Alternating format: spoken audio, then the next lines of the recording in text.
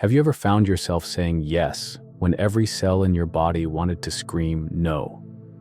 Have you spent nights awake, replaying conversations in your mind, wondering if you've offended someone simply by expressing your honest opinion? Do you constantly put others' needs before your own until you collapse from exhaustion, only to get up and do it all over again? I see you there, nodding. I see the recognition in your eyes. That quiet desperation, that sense that no matter how much you give, it's never enough. The way you monitor your words, your tone, your facial expressions, always calibrating to ensure you're causing no discomfort to anyone around you. The mental exhaustion of constantly anticipating others' needs before your own. You're not alone. And what you're experiencing isn't kindness. It's a prison of your own making. I want you to truly hear this. Your need to please others isn't virtuous. It isn't selfless. It isn't love. It's slow poison, and it's destroying you from the inside out. It's draining your energy, dimming your light, and worst of all, it's preventing you from experiencing genuine connection, the very thing you crave most. Erich Fromm, one of the most profound psychoanalysts of the 20th century, recognized this pattern decades ago. He called it pseudo-love, a counterfeit connection that masquerades as care but is actually rooted in fear. Fear of rejection, fear of abandonment, fear of standing alone. He saw how this false kindness creates the illusion of intimacy while actually keeping people trapped in shallow, unfulfilling relationships. This video isn't about learning how to be unkind. It's about understanding why your false kindness is an act of violence against yourself. It's about recognizing that your compulsive need to please isn't serving you or anyone else. It's about finding the courage to build authentic connections based on truth rather than approval seeking. Because here's what no one tells you. Every time you betray yourself to please others, you aren't just harming yourself. You're creating ripples of inauthenticity that poison every relationship in your life. You're teaching others that your boundaries don't matter. You're showing them that your needs are secondary. And most destructively, you're demonstrating to yourself that you're not worthy of the same care you so readily give to everyone else. Look around at your life for a moment. Consider your relationships, your work, your daily interactions. How many of your choices are truly yours? How often do you silence your own voice to amplify someone else's?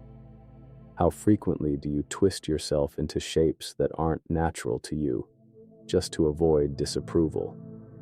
The answers might disturb you. They should disturb you.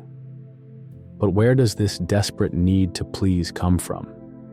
How did you become trapped in this cycle of self-abandonment? The answer lies in your earliest experiences, in the subtle ways you were taught that love must be earned through self-erasure. And understanding these origins is the first step toward breaking free. Your compulsive kindness didn't appear out of nowhere. It was cultivated, watered, and shaped from your earliest memories. Fromm understood that our personalities are formed through our interactions with the world, particularly during childhood. He called this the social character, the way society molds individuals to function within its structure. Think back to when you were young. What happened when you said no? When you expressed anger? When you put your needs first? For many of us, the response was subtle but devastating. Perhaps you received the silent treatment. Maybe the love was temporarily withdrawn. Or perhaps you were labeled selfish, difficult, or too much. Some of you can remember specific moments. A parent's disapproving look when you didn't share your toys. A teacher's reprimand when you spoke out of turn. The cool rejection from friends when you didn't go along with the group. Others of you can't recall specific instances, but you feel the accumulated weight of 1,000 small corrections, each one teaching you to prioritize others' comfort over your own truth. You quickly learned that love and acceptance were conditional. The message was clear: be pleasing, be agreeable, anticipate others' needs, and you'll be worthy of love. Resist, express uncomfortable emotions, prioritize your own well-being, and risk being alone. A child cannot survive alone. This isn't just emotional truth, it's biological reality. So you adapted. You molded yourself into what others wanted. You became hypervigilant, scanning environments for the slightest signs of disapproval. You developed an almost supernatural ability to sense others' needs, often before they were even aware of them themselves. And you were rewarded. People called you so sweet, such a good friend, always thinking of others. These labels became your identity. Your worth became tied to how useful, how pleasing, how self-sacrificing you could be. The validation felt good. It was evidence that your strategy was working. You were securing connection through your service. But Fromm would tell you that what you interpreted as love was actually emotional manipulation. True love, he believed, allowed the beloved to exist authentically. It didn't demand that they contort themselves into pleasing shapes to earn affection. In his groundbreaking work, The Art of Loving, Fromm wrote that real love is care, responsibility, respect, and knowledge. Notice that nowhere in that definition is there mention of self-erasure or people-pleasing. What you experienced wasn't love, it was conditional approval. And there's a world of difference between the two. Love nurtures growth. Conditional approval stunts it. Love celebrates authenticity. Conditional approval punishes it. Love creates freedom. Conditional approval creates dependence.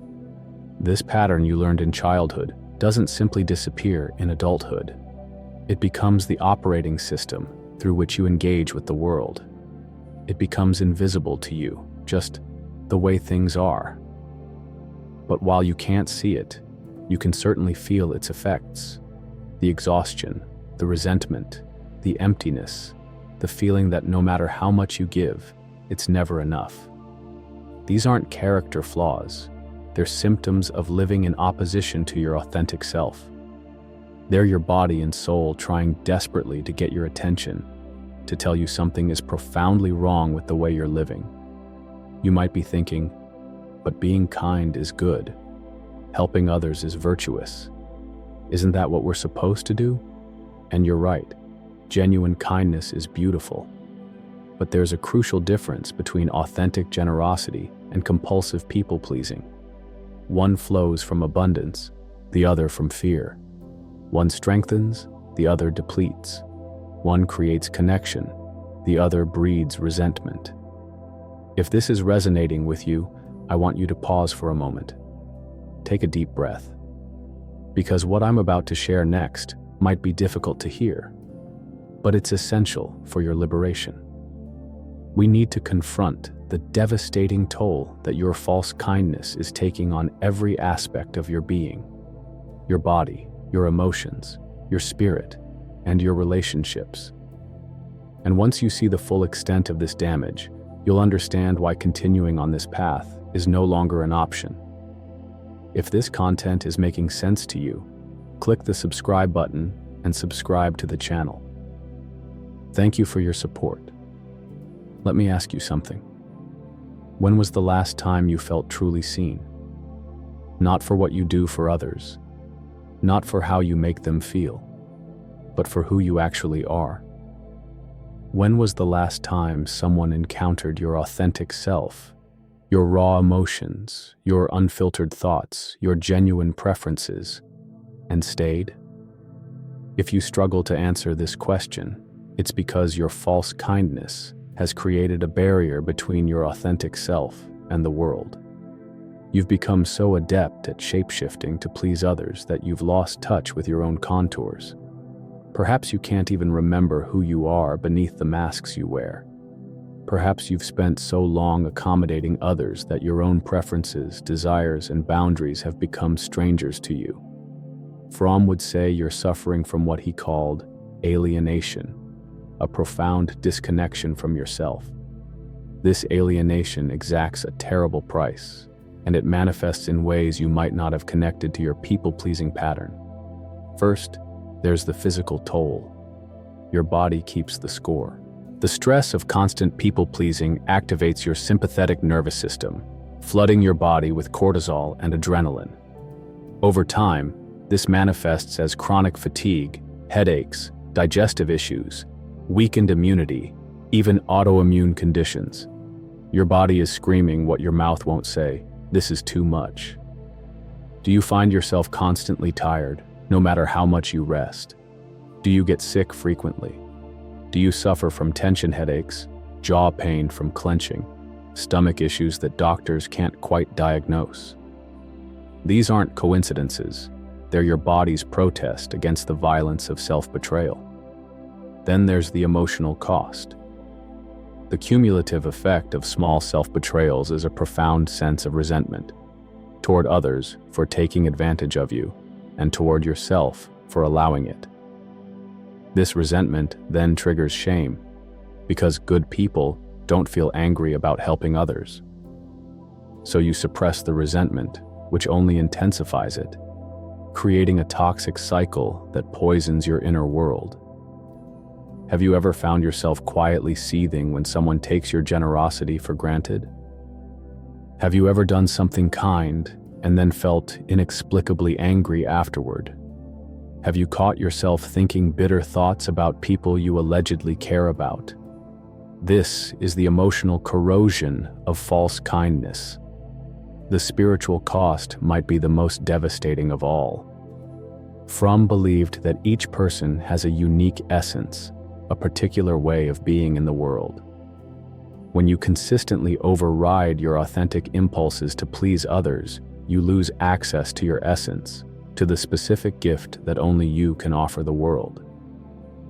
This creates an existential emptiness, a sense that your life lacks meaning despite your constant service to others. Do you ever feel like you're living someone else's life?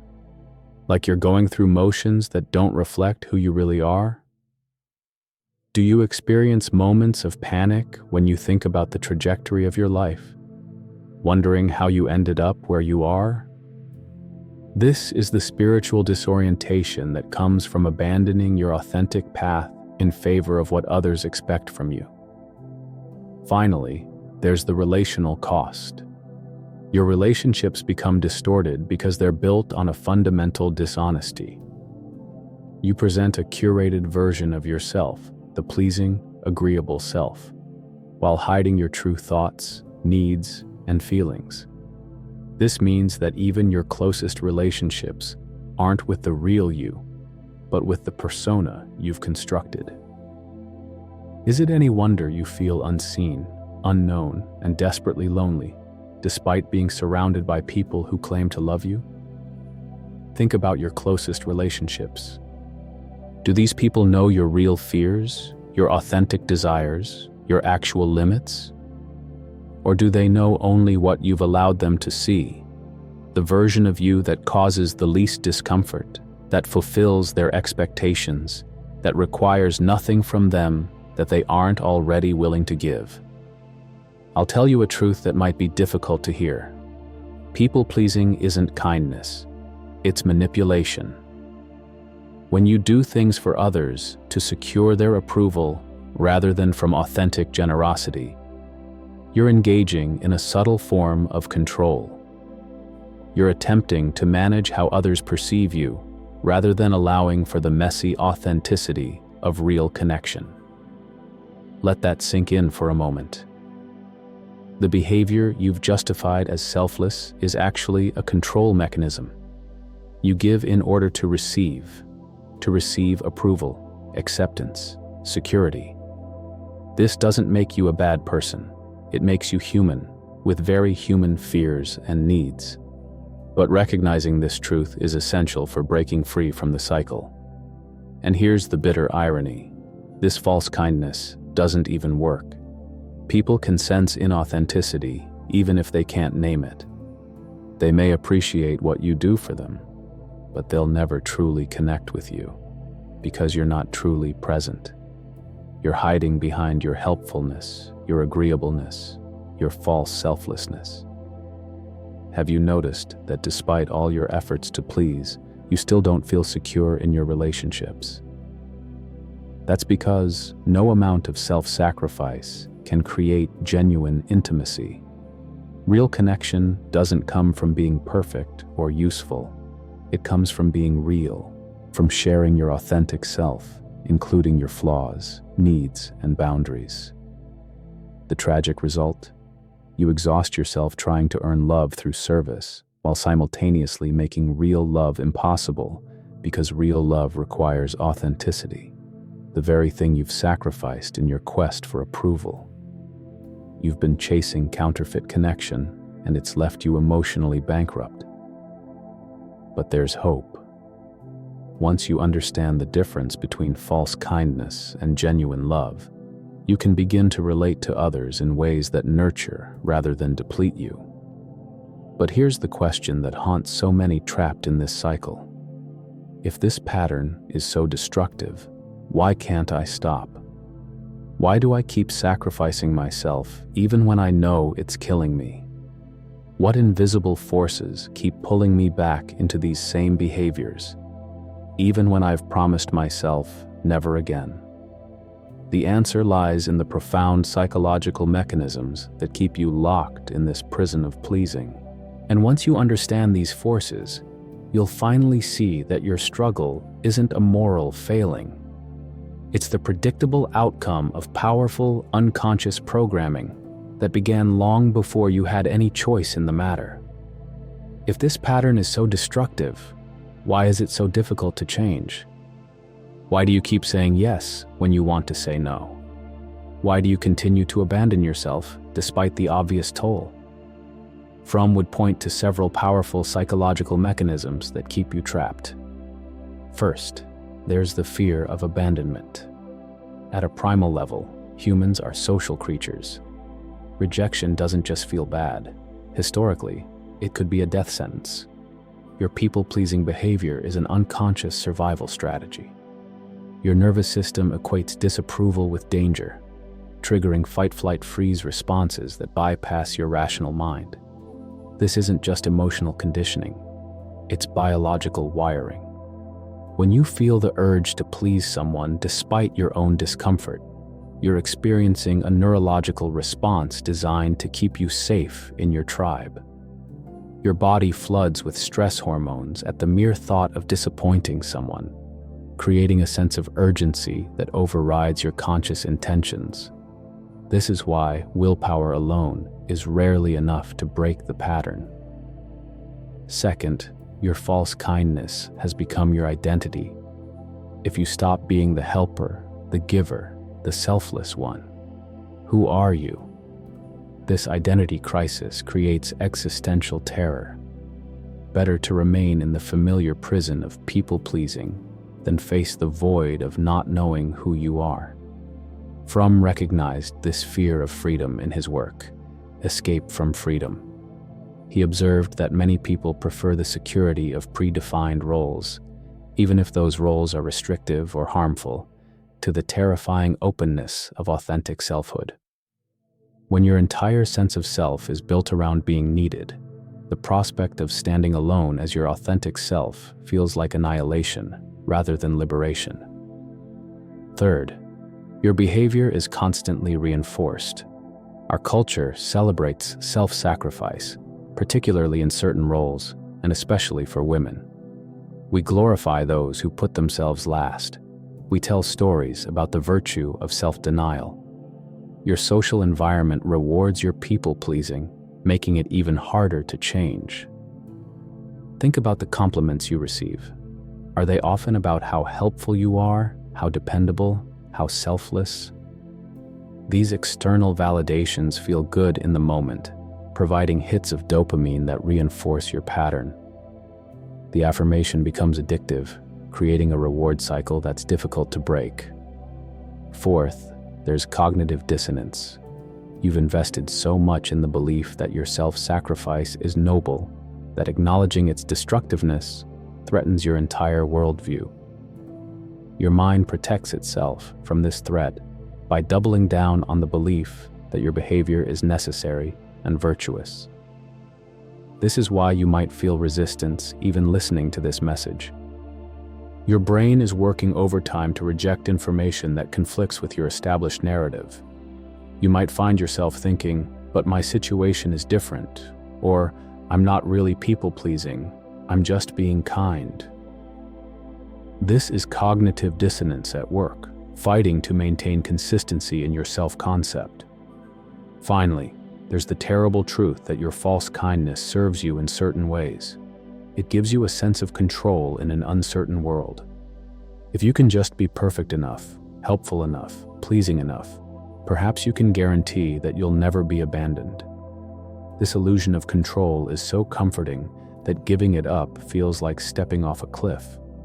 Fromm would call this a neurotic solution, an unconscious strategy to manage anxiety that ultimately creates more suffering than it resolves. The temporary relief you feel when someone approves of your self-sacrifice is quickly replaced by the chronic stress of maintaining a false self. But here's what Fromm understood.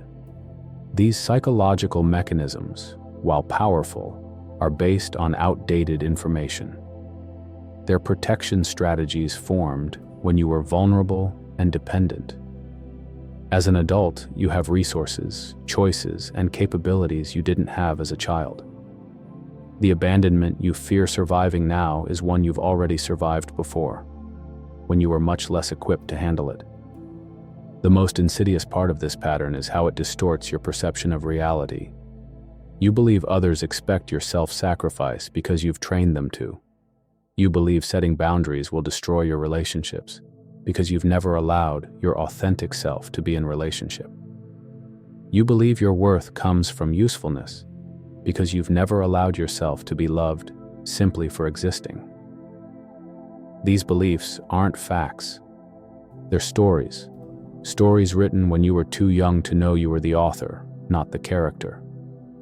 And the wonderful truth is that, as the author, you have the power to write a new story at any moment. A story where your kindness flows from authentic choice rather than fear. A story where your generosity strengthens rather than depletes you. A story where you are both the giver and worthy recipient of genuine care. But this raises a crucial question. If what I've been calling kindness isn't actually kindness, then what is? How do I distinguish between authentic generosity and this destructive pattern of self-abandonment? What does genuine love, both for myself and others, actually look like? To answer this, we need to understand Fromm's revolutionary perspective on love and connection. Because what he discovered decades ago explains exactly why your desperate attempts to be loved through self-sacrifice are actually preventing the very connection you seek. And once you grasp this distinction, everything will change. Fromm made a crucial distinction between what he called symbiotic relationships and mature love. In symbiotic relationships, one or both people surrender their integrity and freedom to avoid separation anxiety. This creates a false unity based on dependence rather than connection. Your pattern of false kindness creates these symbiotic bonds. You surrender your authenticity to avoid rejection, while the other person becomes dependent on your self-sacrifice. Neither of you is fully present as a separate, whole individual. You're locked in a dance of codependence, masquerading as closeness. Mature love, by contrast, is the union with somebody or something outside oneself, under the condition of retaining the separateness and integrity of one's own self. In other words, true connection requires that both people remain authentic and distinct. Paradoxically, it's only when you maintain your separateness that genuine intimacy becomes possible. Let that sink in. Your constant yielding, your boundary violations, your self-erasure. These aren't creating intimacy, they're preventing it. In The Art of Loving, Fromm writes that genuine love has 4 essential components: care, responsibility, respect, and knowledge. Care means actively promoting the other's growth and happiness. Responsibility is responding to the other's expressed needs, not what you assume they need. Respect means seeing the other as they are, not as you need them to be. And knowledge means understanding the other deeply, beyond superficial assumptions. Notice what's missing from this definition? Self-sacrifice. Anticipating others' needs before they express them. Making yourself smaller to make others comfortable. Putting everyone else first. These behaviors, which you've mistaken for love, are actually barriers to the authentic connection Fromm describes. True kindness flows from authenticity, not from fear. It's a genuine response to another's need, freely given, without expectation of return. It emerges from abundance, not scarcity. It's an expression of love, not a bid for approval. When you act from authentic kindness, you remain fully present. You don't resent what you give because your giving doesn't come at the expense of your selfhood. You can be generous precisely because you've honored your own boundaries and needs. Here's a simple test to determine whether you're acting from true kindness or false kindness. After giving, do you feel energized or depleted? Do you feel closer to the other person or more distant? Do you feel seen or used? True kindness creates energy and connection. False kindness leaves you exhausted and resentful. Fromm would tell you that love, both for yourself and others, requires courage. It demands the bravery to stand as yourself, to risk disapproval, to face rejection rather than abandon your integrity. It means recognizing that the approval you gain through false kindness is counterfeit connection that can never satisfy your genuine longing for love. This is why your need to please is destroying you. It's not just exhausting you, it's actively preventing you from experiencing the authentic love and connection you desperately crave. It's keeping you locked in patterns of relating that can never fulfill your deepest needs, because those needs can only be met through authenticity, the very thing your people-pleasing sacrifices. So where do we go from here? How do you begin to unravel patterns so deeply embedded in your nervous system, your identity, your entire way of relating to the world? Is it even possible to transform something that feels as automatic as breathing? The path ahead isn't easy. I won't pretend otherwise. But it is possible. More than possible, it's your birthright. And in this next part, I'll share the practical steps that can lead you from the prison of false kindness to the freedom of authentic connection. Because the journey back to yourself begins with a single courageous step. If you recognize yourself in this pattern, you're probably feeling a mix of emotions right now. Relief at having your experience named, grief for all you've sacrificed, fear about what changing might cost you, perhaps anger at the systems and relationships that have exploited your false kindness. All of these emotions are valid. Feel them. They're signposts pointing toward your authentic self. Breaking free from the burden of false kindness isn't a single decision, but a practice, one that requires patience, self-compassion, and tremendous courage.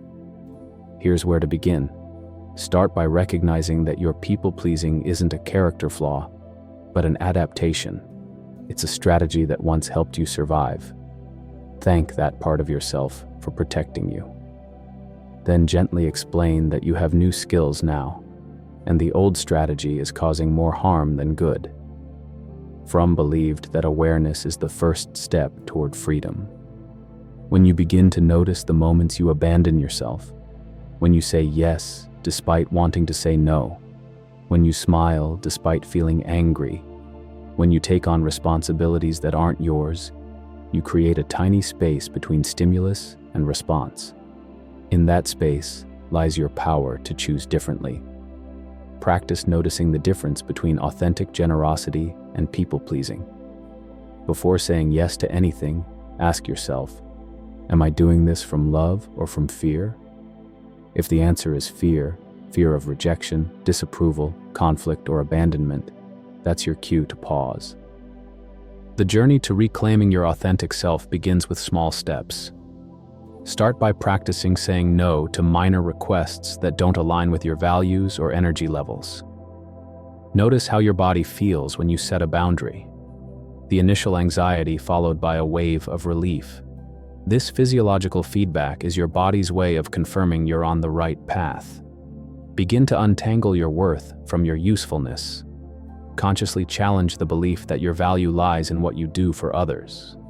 Fromm would encourage you to recognize that your inherent worth exists independent of your productivity or service.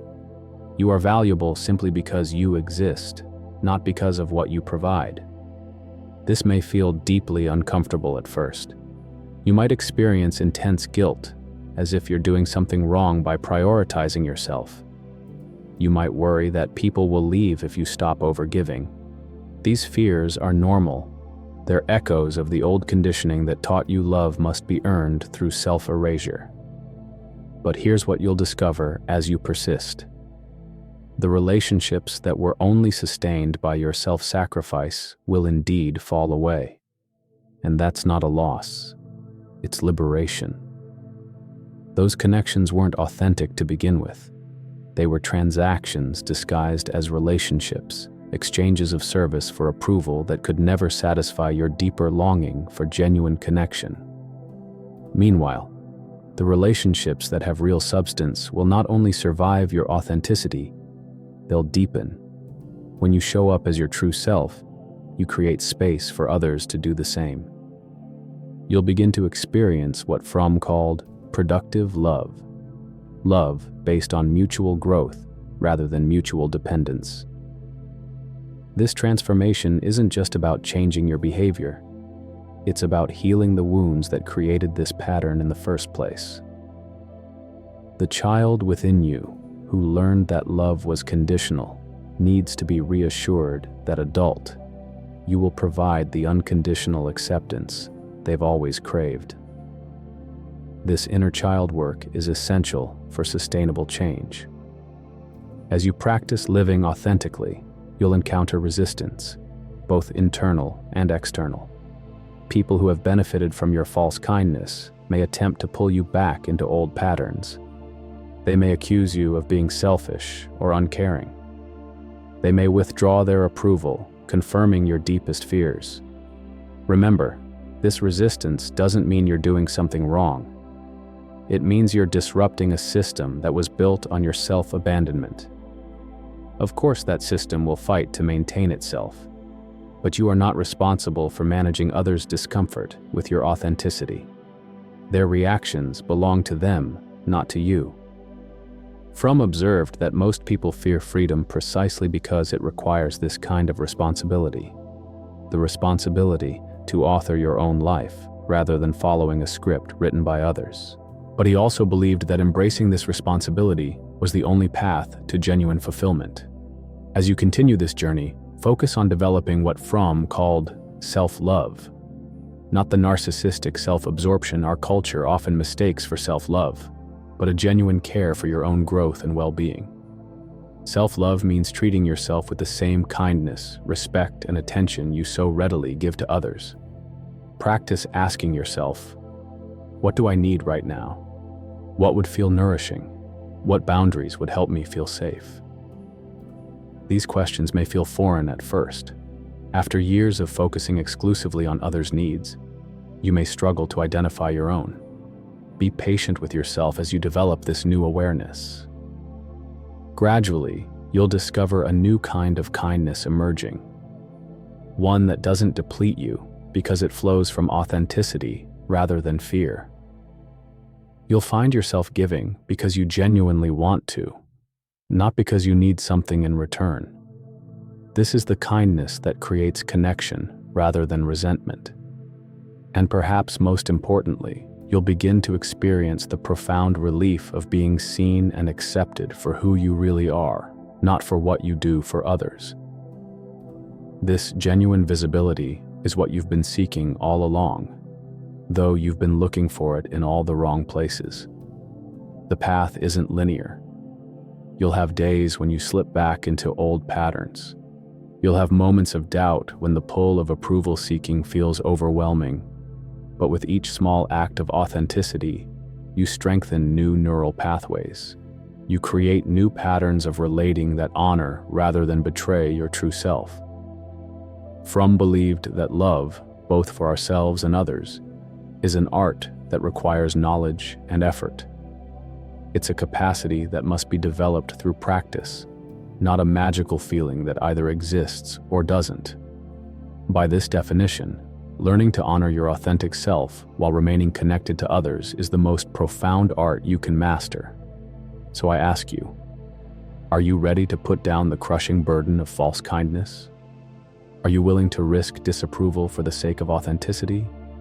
Are you prepared to discover who you might become when you're no longer shrinking yourself to fit others' expectations? The journey won't be easy. There will be losses alongside the gains. But on the other side of this transformation lies what you've been seeking all along. Not the counterfeit connection that comes from pleasing, but the genuine intimacy that can only exist between authentic selves. Imagine moving through the world without the exhausting weight of others' expectations. Imagine relationships based on mutual respect rather than codependence. Imagine giving from abundance rather than scarcity. This isn't just a fantasy, it's your birthright, and it begins with a single courageous choice to honor your truth. As you continue this journey of unlearning false kindness and discovering authentic connection, remember that you're not just changing your behavior. You're challenging a social system that profits from your self-abandonment. Our culture needs people who are willing to value authenticity over approval, who demonstrate that true care strengthens rather than depletes. In this way, your personal healing becomes an act of quiet revolution. By refusing to participate in the exchange of self-sacrifice for conditional acceptance, you create ripples that extend far beyond your individual relationships. You model a different way of being that gives others permission to reclaim their own authenticity. Fromm believed that the crisis of modern existence was essentially spiritual, a crisis of meaning in which people had become alienated not just from each other, but from themselves. Your journey back to authentic kindness is not merely psychological. It's a reclamation of your essential humanity in a world that too often reduces people to their function. So take that first small step. Say no when you mean no. Express a preference that might disappoint someone.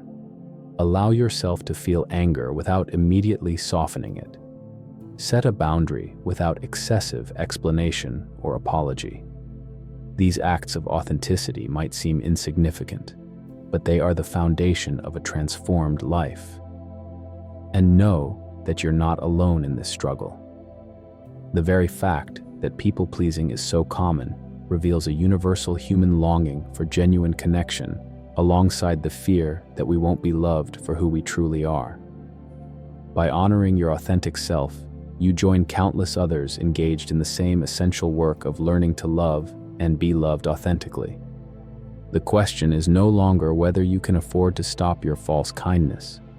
The question is whether you can afford to continue it, because the cost to your health, your relationships, and your soul is simply too high.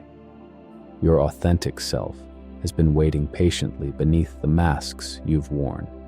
It's time to come home to who you really are.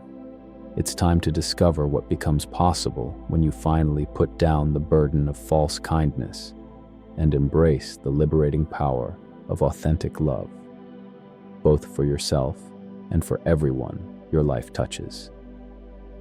If you're in the process of reclaiming your authenticity and setting healthy boundaries, I invite you to share your experience in the comments.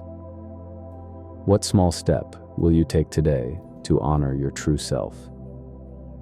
Your story might be exactly what someone else needs to hear to begin their own journey toward authentic connection.